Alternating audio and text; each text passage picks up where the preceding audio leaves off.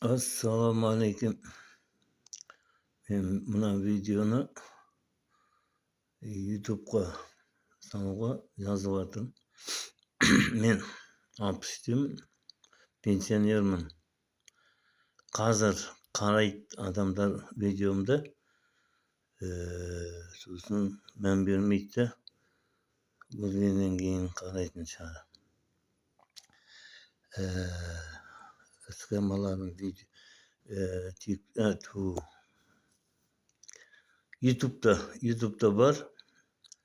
YouTube'da, so'zin Telegram'da var sxemalar. So'zin TikTok'da Богатство мира var.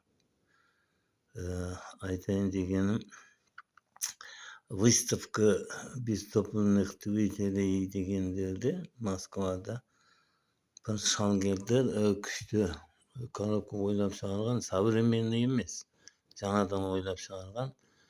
Оған грамота берген, бірақ оны әлі пайдаға асырып атырған жоқ. Айтайын дегенім, усилитель, вал отбор машинасы, жаңа редуктор усилитель ойлап чыгарган. Усилительдердің түрі бар, көбі механический. Мен білетін білімді СНГ'де ешкім білмейді. Россияда үлкен 2 комнаталық үйдің ішіне бестопливный механический двигатель жасап жатыр. Олар физиканы білмейді. Физиктер де білмейді. Физиканы басқаларды олар да білмейді. Білмегесін үлкен қылып жасап жатыр. Мен жасап жатқандар кішкентай 1 метрге квадрат. Кішкентай. Күші қандай дейді? Күші келесі жалғастырған ремменменен редукторларға байланысты. Қандай редуктор жалғастырып қоясыңыз, соған байланысты тоқтың күші. Тоқ деген ол бәр зат, отопление, тамақ пісіру, жылу, жарық сосын. Мен жаңа немді қараң, YouTube'дан, Telegram'дан, TikTok'tan сол заңды бұзатты, физиканың заңын усилитель бұзатты. Бестопливный двигатель усилительсіз, без усилителі жұмыс жасамайды. Ол усилитель. Мен білетін білімді олар білмейді.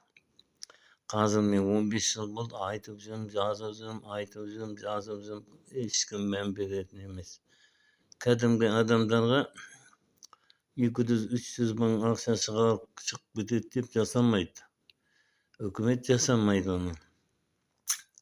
Үкіметке айтарым, ертең соғыс басталып кетсе, мұнай да тоқтап қалады, газ да тоқтап қалады. Газ тоқтағасын бәрі тоқ қосады, тоқ қосқанда тоқ отключение береді, нагрузканы шыдамайды бәрі қосқанда. Қарағандыда авария болды, баяғыда газдан бәрі тоқ қосып, тоқ өртеніп кетті кабельдер. 100 адам өлді. Ол 100 адамға мән беріп отырған жоқ. Ол келешекке сабақ, оған қарамайды адамдар.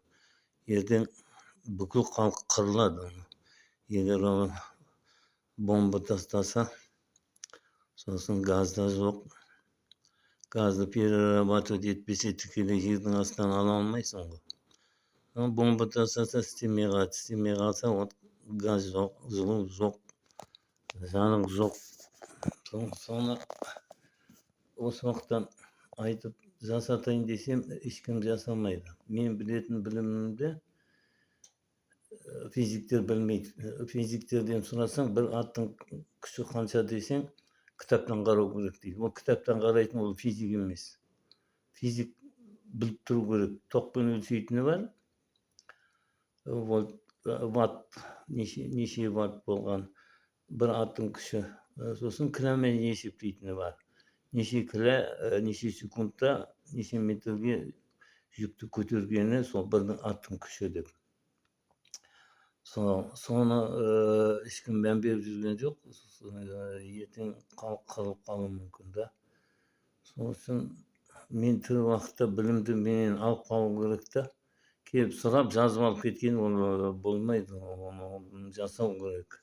Жасамаса ешкім түсінбейді. Мына корреспонденттерге айтып шығарғандарымды айтсам, олар басқаша қылып жазған, қалақ деп жазған. Мен өз салмағыменен өзін айналдырады деп жазсам, ол қалақ деп жел итеретіндей дегендей қылып басқаша жазған. Оны жазған басқа адам, менімен сөйлескен корреспондент басқа адам.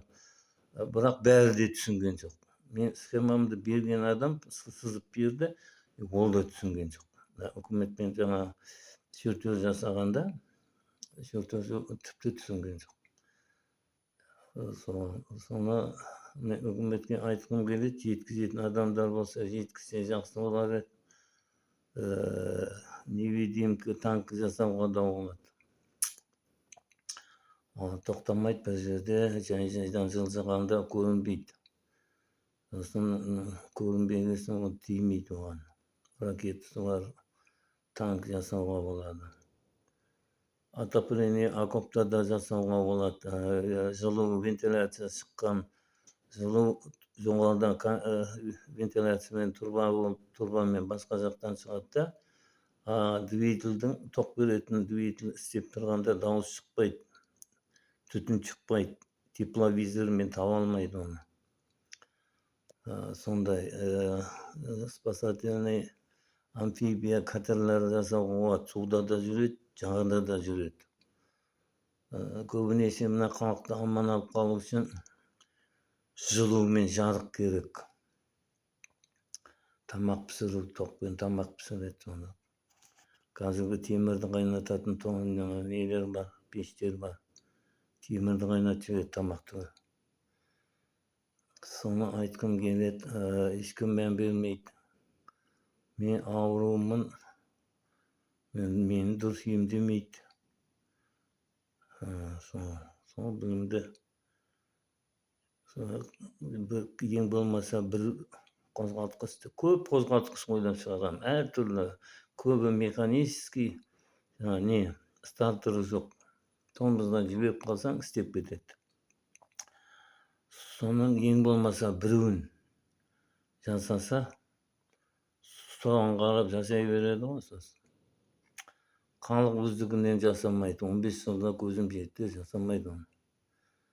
Ұмтылады, ешкім ақша шығарғысы келмейді. Малы бар адамда ақша шығарғысы келмейді. Малы жоқ адам өз алдына ақшасы жетпейді. Тұрып қала береді.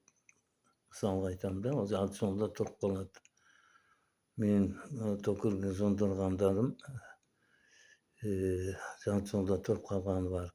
Қазір токырсыз, без токыры жасайтын қылып ойластырдым. Бәрібір олар жасамай жатыр. Токырға заказ береміз дейді. Ол жарты жолда тұрып қалатын заттар. Үкіметке болады токырмен жасауға.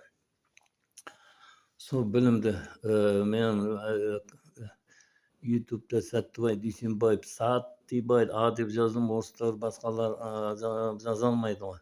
Саттибай Дүйсенбаев деп жоқ, Дүйсенбаев деп жаздым. Сода қызыл, жасыл, жаңағы нелерді, S деген знактарды іздеп отырып қарап, соны басып, соны қарау керек. Көбі көрмейді, білмейді. Мен айтсам, енді естіп жатқан адамдар бар. Вечный двигательді естідің бе десем, 60-қа келген адамдар бар, естіген жоқпын деп. Атомный век, оларды білмеймін, мал ма, ұйықтап жүр ма. Біреулер айтады, ана кекіліктің балапанын шығаратын пайдасы бар заттарды істесейші, анада инкубатор дейді. Қайдағы жайда мелістерді айтады, глобальный пайдасы бар затты білмей тұр ғой. Сонымен сәттілік тілеймін.